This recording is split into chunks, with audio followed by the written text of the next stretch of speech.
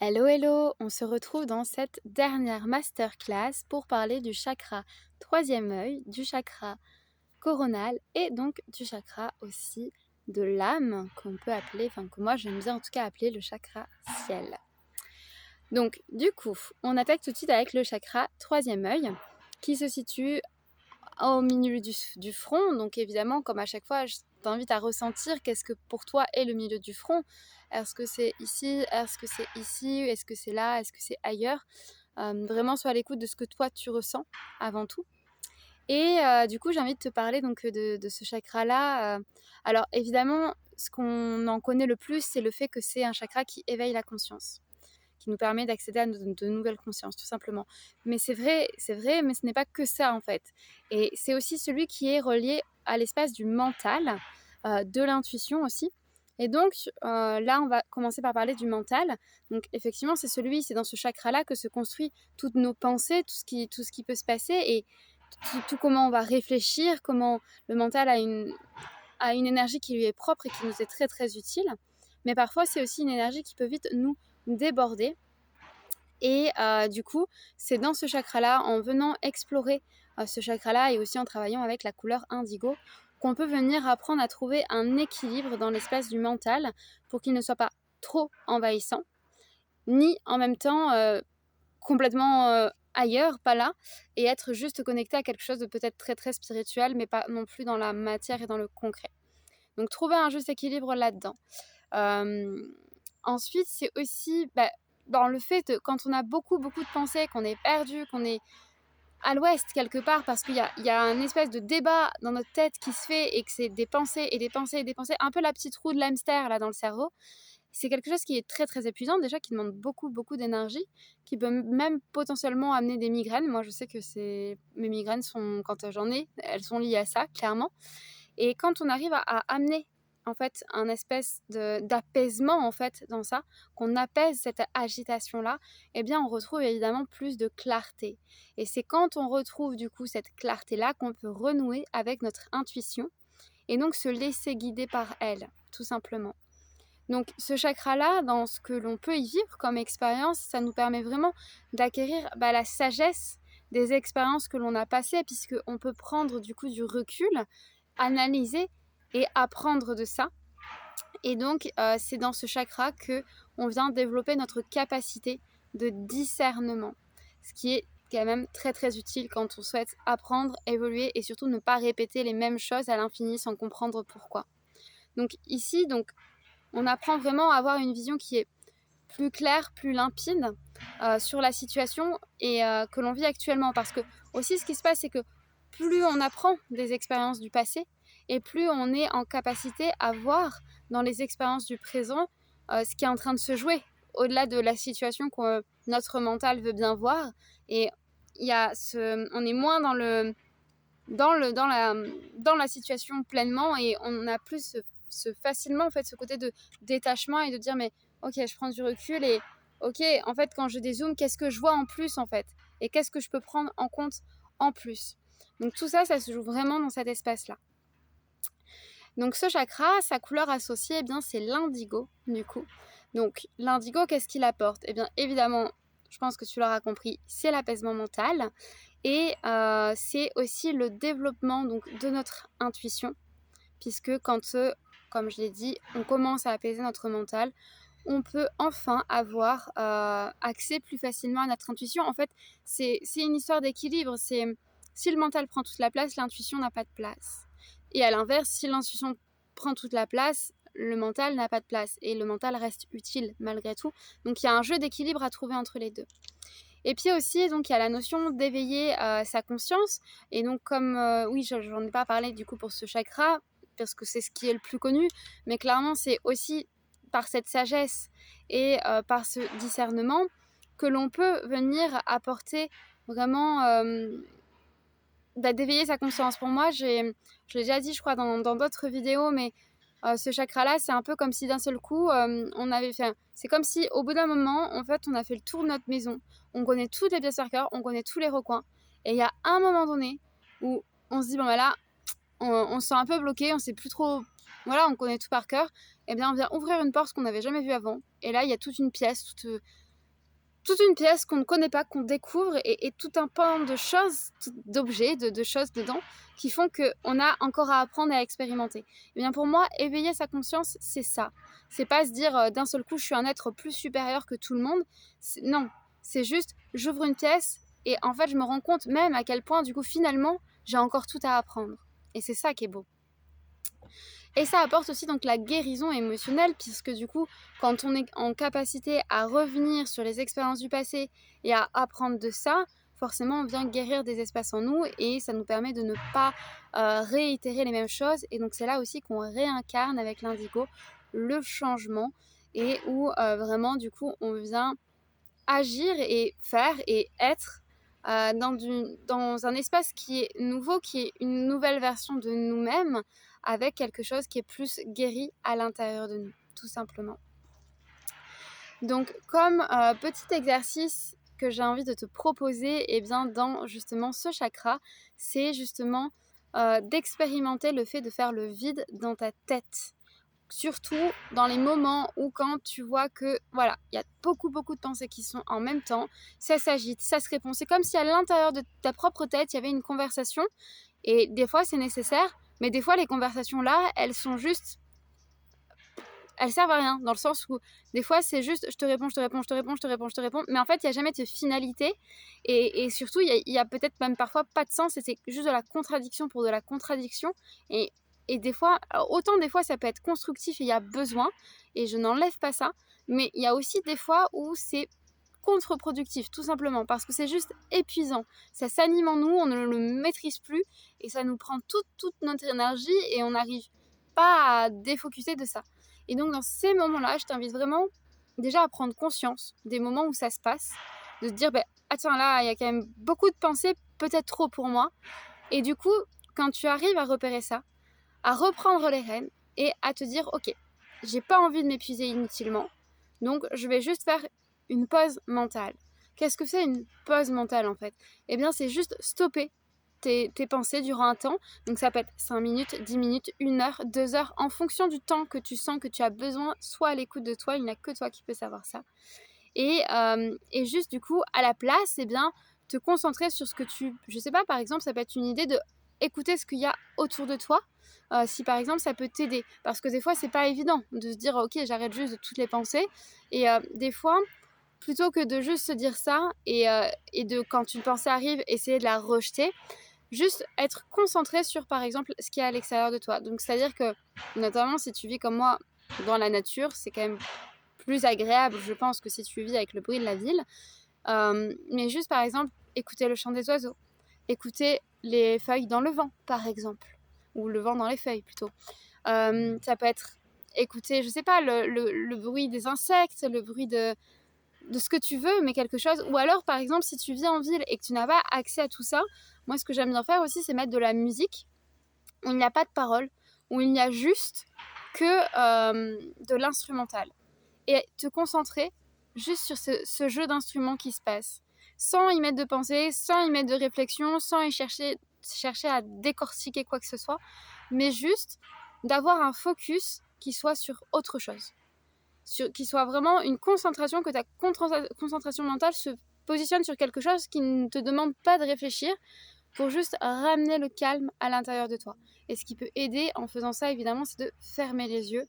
Généralement, c'est quand même déjà plus facile. On a moins l'œil qui, hop, est capté par quelque chose et qui vient réfléchir. Il y a d'autres techniques, hein. Clairement, il y en a plein des techniques. Là, moi, c'est celle que j'ai envie de te partager aujourd'hui. Mais si tu as d'autres techniques qui te font du bien et qui te conviennent mieux, eh bien, vas-y, fonce, tout simplement. Ensuite, du coup, il y a le chakra coronal. Donc celui-là, pareil, il est quand même très connu, notamment dans tout ce qui est la spiritualité. Donc il se situe au niveau du sommet du crâne. Pareil, je t'invite à ressentir chez toi, il est où le sommet de ton crâne? Qu'est-ce que c'est? Est-ce que tu penses que pour toi c'est plutôt là et que ça vibre plutôt là, ou est-ce que ça vibre plutôt là? Là encore une fois, j'invite vraiment à ce que ce soit propre à chacun, chacune, de ressentir ce que l'on ressent. Voilà, tout simplement. De ne pas dire qu'il y a de vérité vraie quelque part, parce qu'en fait, on construit nos propres vérités. Du coup, voilà. Et c'est celui qui nous permet d'être conscient et bien que nous sommes tous reliés et que en fait nous faisons tous un peu partie du même monde et que c'est pas juste moi je dans ma vie quoi. Et donc de nous relier à l'énergie de l'univers, à l'énergie de tout ce qui nous entoure. Donc ça nous permet de ressentir les vibrations, les énergies, d'être conscient. Donc qu'on est vraiment relié à tout ça et qu'on est relié par tout ça aussi. Et donc que quand on vibre nous, eh bien on vibre en fonction de nos émotions, mais aussi on peut recevoir la vibration et les émotions de certaines choses. Et des fois ça nous fait du bien, des fois pas. Et c'est la vie et c'est qu'un jeu de vibrations et d'émotions permanent, tout simplement. Et c'est accueillir ça et se détacher de c'est bien ou c'est mal, c'est négatif ou c'est positif. Non, c'est juste c'est, point. Voilà, c'est chaque vibration est. Et est-ce que nous, à l'intérieur de nous, elle nous fait du bien à ce moment-là? Oui, non, peut-être. Mais des fois, peut-être que la même vibration, plus tard, nous fera du bien ou pas. Voilà, tout simplement. Voilà, donc dans ce chakra aussi, il y a cette notion de se rappeler que concrètement, quand on est relié à cette source qui est la nôtre et qui nous relie, en fait, on se rend compte à quel point la vie, à aucun moment, elle devrait être une lutte constante. Et qu'au contraire, elle devrait être flux et facilité. Et que des fois, on a simplement tendance à se la compliquer par nous-mêmes. Par les pensées, par les croyances, par les peurs, par tout un tas de choses, tout simplement. Donc, on va parler de 2 couleurs dans ce chakra, le violet et le blanc. Donc, c'est parti pour le violet. Le violet, c'est celui qui nous aide à développer notre foi. Alors, quand je parle de foi, il peut y avoir la foi spirituelle, mais moi, j'y vois surtout la foi en la vie. Après, on y met ce qu'on y veut. Ça peut être la vie, ça peut être l'univers, ça peut être un dieu, ça peut être... Chacun croit en ce qu'il a envie de croire. Pour moi, j'aime bien y mettre la vie, tout simplement. Ça englobe un peu tout, sans mettre trop de précision. Voilà.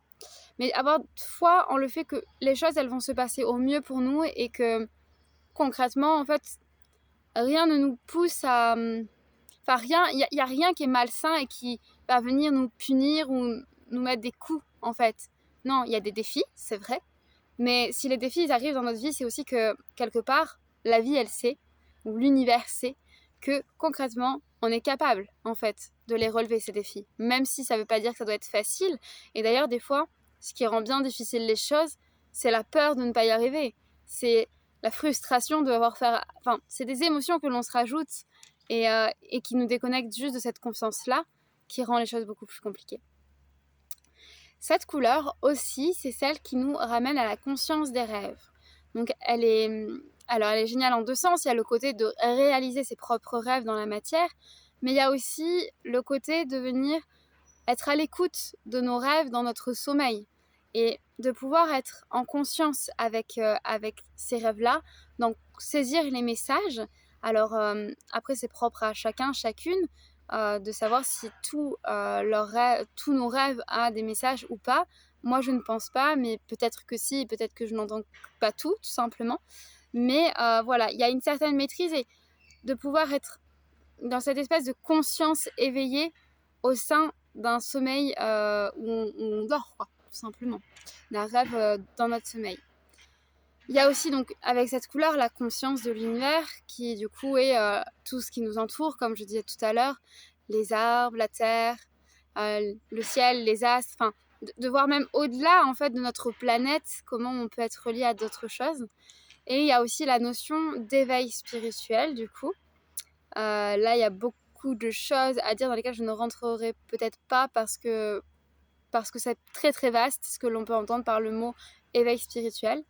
Et il y a la notion d'équilibre avec cette couleur. Et je crois que c'est une des notions qui me paraît les plus essentielles, c'est de toujours trouver un équilibre pour ne pas être justement dans ce côté très très spirituel, mais aussi du coup très très déconnecté de la Terre. Et de trouver un équilibre dans ça et dans notre incarnation et notre divinité. C'est-à-dire que c'est le dernier chakra qui est dans notre incarnation, qui est donc au sommet de notre tête, puisque le 9e chakra dont je vais parler après, il se trouve au-dessus. Donc c'est le dernier qui est encore dans la matière et qui nous ramène à cet équilibre de oui, il y a une énergie divine en moi et je la reçois, mais je suis aussi dans cette incarnation terrestre et j'ai quelque chose à vivre. Et je n'ai pas à me détacher de ça complètement non plus. De trouver cet équilibre entre les deux et ne pas oublier ni l'un ni l'autre, tout simplement. Donc du coup, voilà. Et il y a le blanc. Le blanc, cette couleur, c'est souvent, on parle de la purification et du nettoyage. Je vais essayer d'être un peu moins en plein soleil. Je sais pas si c'est mieux. Ouais, il y a la purification, il y a le nettoyage, du coup, qui vient donc vraiment... Alors, qu'est-ce qu'on entend par là? Il y a la purification et le nettoyage à l'intérieur de soi, donc dans notre corps. Hop. Dans notre corps, dans nos cellules, dans notre système digestif, dans notre système lymphatique, dans notre système sanguin, enfin vraiment de façon corporelle. Mais il y a aussi la purification dans le système, du coup, tout simplement environnemental. Donc, qu'est-ce que j'entends par environnemental? Eh bien, ça peut être à la fois donc l'environnement physique. Donc, est-ce qu'on est dans une ville? Est-ce qu'on est en nature? Est-ce qu'on a des voisins? Est-ce qu'on est seul? Est-ce que il y a l'aspect relationnel aussi, du coup. Est-ce qu'on est entouré? Est-ce qu'on est seul? Est-ce que les personnes à qui on est entouré, comment c'est à ce moment-là? Est-ce que c'est envahissant pour nous ou est-ce que c'est relativement juste?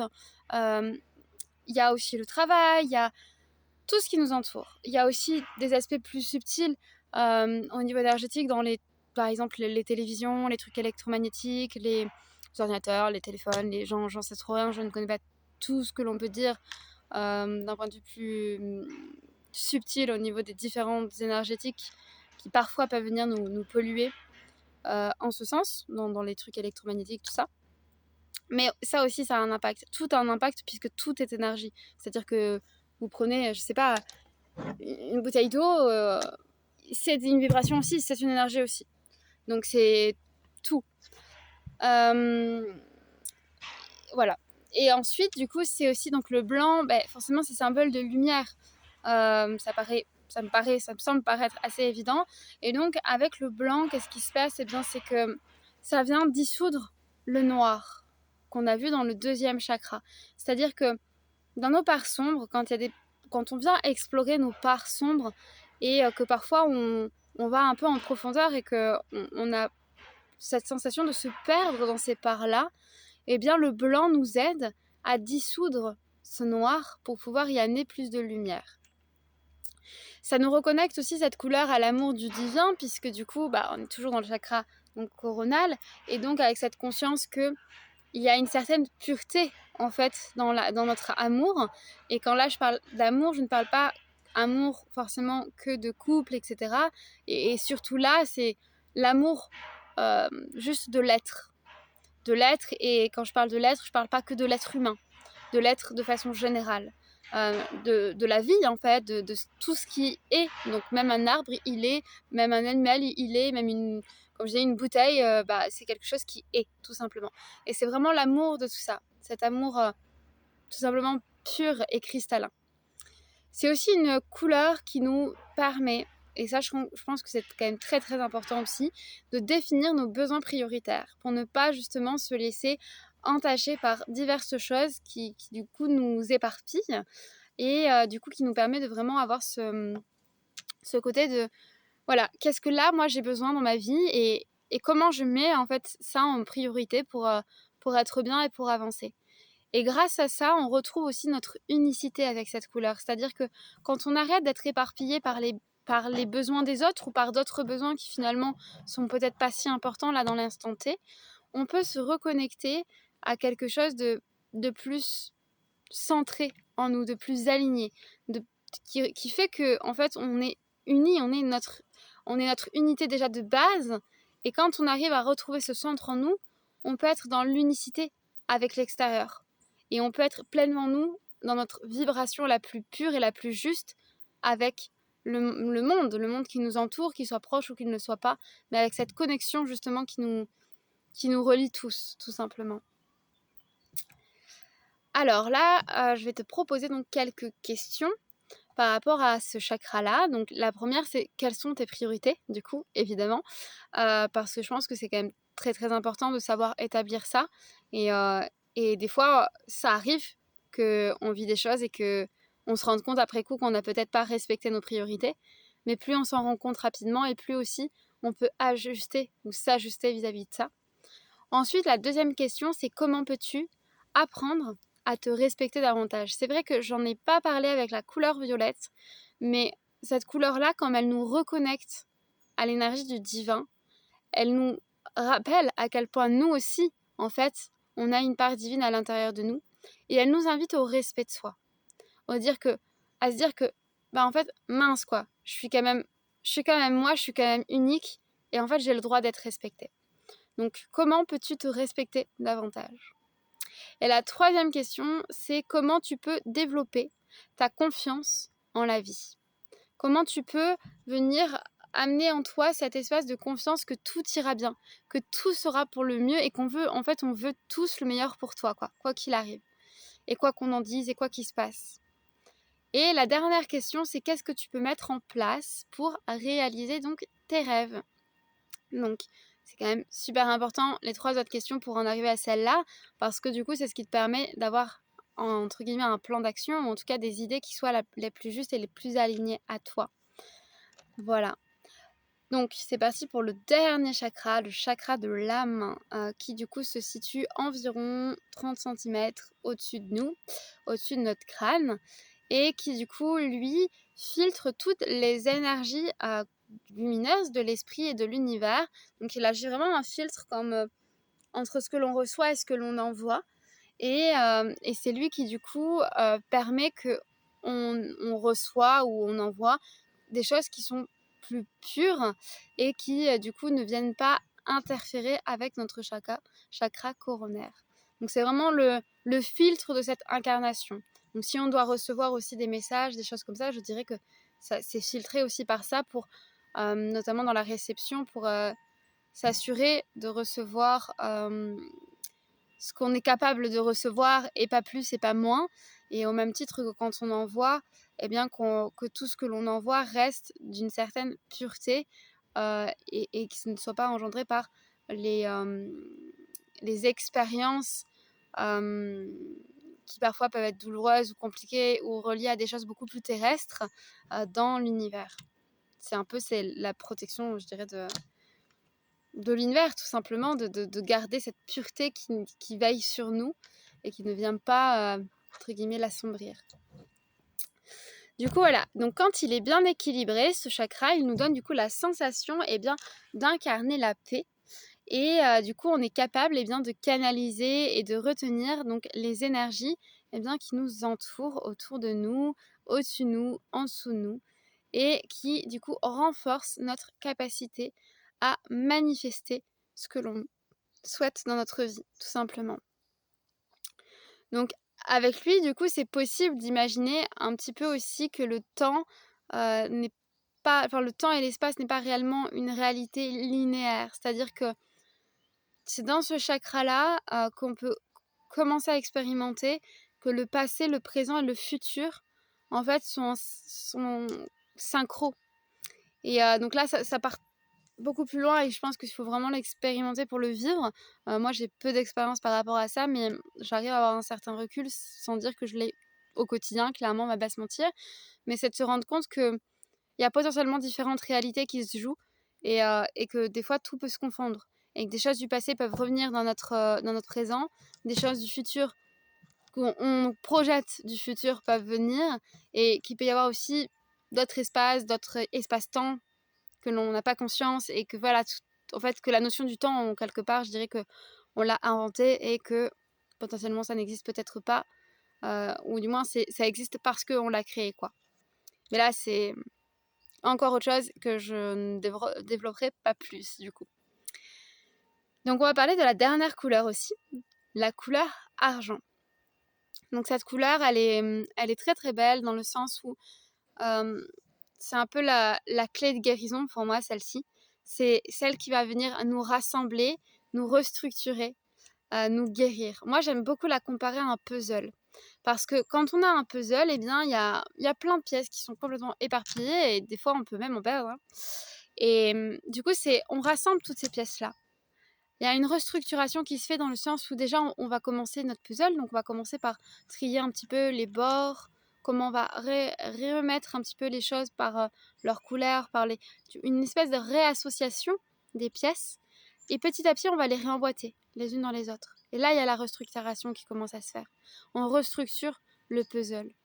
Et puis, une fois qu'on l'a restructuré, eh bien, on vient y mettre de la colle, généralement, pour pouvoir le resolidifier, le guérir. En fait, c'est ce liant-là qui permet de refaire qu'il ne devient qu'un et non plus 1000 ou 2000 pièces. Et donc, une fois que ça c'est fait, eh bien, il y a une guérison qui se fait. Et c'est donc vraiment comme si, à chaque fois qu'on venait avec cette couleur travailler sur nous, on venait récupérer une pièce qu'on avait peut-être perdue, qu'on ne savait pas trop, ou alors elle était sur le côté, on ne savait pas trop où elle allait, cette pièce-là. Eh bien, là, on la prend et ça y est, on trouve sa place. Et on la met à sa place, et puis on vient mettre ce baume réparateur pour pouvoir justement la réintégrer à nous et retrouver un peu plus d'intégrité. Et donc, plus on arrive à faire ça, et plus on va vers un réalignement de qui l'on est, tout simplement. On revient dans cet espace de... Plus notre puzzle est complet à l'intérieur de nous, et plus on est dans notre unicité, tout simplement. On est dans notre plénitude, dans notre réalignement. On n'est plus dispersé, ou on est moins dispersé avec plein de pièces autour, quoi. Donc, j'espère que cette idée du puzzle vous parlera, parce que vraiment, moi, c'est celle qui me vient à chaque fois le plus instinctivement pour parler de tout ça. Et qu'est-ce qui, du coup, elle vient nous inviter à voir, en fait, qu'est-ce qui potentiellement nous a fait éclater comme ça à un moment donné en 1000 pièces. Et ça peut être lié à des chocs, donc à des chocs émotionnels, à des chocs physiques, mais aussi à des traumas. Et quand je parle de trauma, c'est pas que des traumatismes hyper violents comme dans les extrêmes, comme des viols, comme des choses comme ça. Ça peut être aussi des choses beaucoup plus, entre guillemets, bénignes, et qui pourtant ont tout autant leur impact en nous, et donc leur importance. Et donc c'est être bienveillante envers ça. Et aussi, c'est très relié, potentiellement en tout cas, à quand on a eu une enfance difficile. Et ça vient aussi, du coup, guérir ces espaces à l'intérieur de soi, de notre propre enfant. Et, et évidemment, on peut très bien avoir besoin de cette couleur sans avoir eu une enfance difficile, mais notamment quand on a eu une enfance particulièrement difficile, on peut ressentir d'autres choses dont on n'a pas conscience. En tout cas, il y a des choses qui peuvent, à un moment donné, remonter à la surface sans comprendre quoi. Mais évidemment, voilà, on n'a pas besoin d'avoir une enfance difficile pour ça, parce que dans tous les cas, on a tous eu des passages difficiles dans notre enfance, qu'on le veuille ou non. C'est un peu la loi de la vie qui fait que on a besoin d'expérimenter, et ça passe par ces étapes-là. Mais quand on a une enfance difficile, je pense qu'on a une espèce de décuplage de tout ça, qui peut nous amener aussi à avoir beaucoup plus de lumière à la finalité si on apprend à mettre les choses petit à petit dans ces espaces de guérison. Du coup, voilà pour cette couleur. Donc là, je ne vais pas parler d'un petit exercice ou quoi, mais je vais parler d'une fleur de bac, l'une des rares que je connais, mais dans Révèle-toi, on va toutes les aborder grâce à une intervenante, du coup, que je vous partage souvent, qui son Instagram et son Facebook, c'est Regarde tes couleurs, du coup aussi sur YouTube elle est.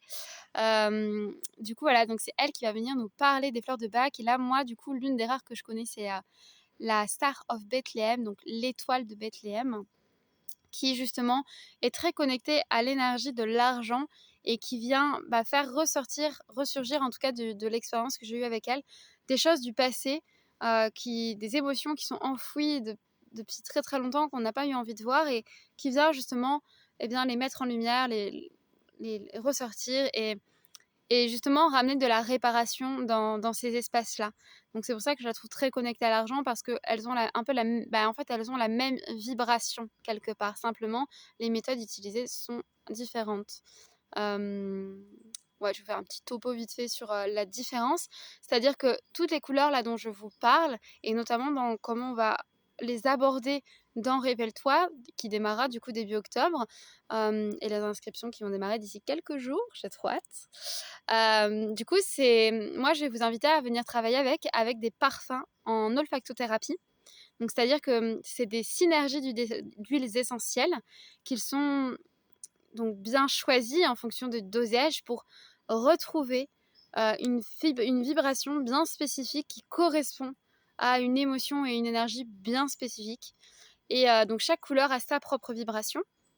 Et donc là, en olfactothérapie, qu'est-ce que ça veut dire? Ça veut dire que non, c'est pas un parfum qu'on va utiliser pour se parfumer, mais vraiment un parfum qu'on va venir déposer dans les mains, sécher les mains pour faire partir un petit peu l'alcool, et ne garder que les huiles essentielles. Et donc l'on va venir prendre le temps de respirer pour ressentir à l'intérieur de soi cette vibration, la recevoir. Et aussi, on travaillera avec donc les huiles de massage, je crois que j'en avais déjà parlé, mais dans chaque module, sauf le dernier module, puisque on sort de l'incarnation terrestre. Du coup, on vient aborder une zone spécifique du corps dans laquelle on vient ramener une certaine conscience déjà par le toucher, mais aussi donc on vient ramener la vibration de ces mêmes dosages d'huile essentielle. La fleur de bac, c'est un autre processus que je connais moins bien, mais que je connais. Et dont Luna, du coup, celle qui sera intervenante pour les fleurs de bac, nous parlera beaucoup plus détaillé que moi, mais où c'est en fait des plantes qui sont positionnées dans de l'eau et il y a tout un processus. Alors, elles sont infusées comme une infusion à froid.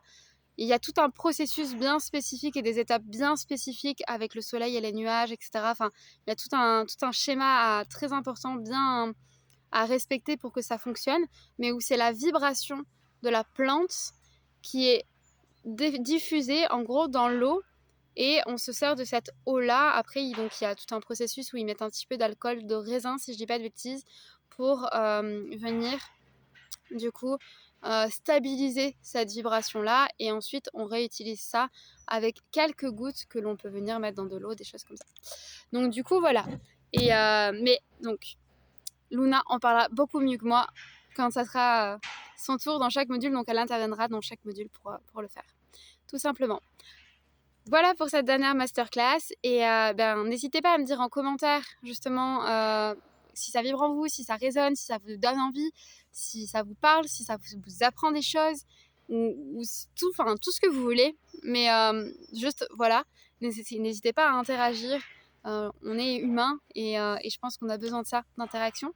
Donc voilà, et puis je vous fais plein de gros bisous, je vous envoie plein d'amour et puis je vous dis à très vite pour une autre surprise où je vais continuer de vous parler de tout ça, bien évidemment.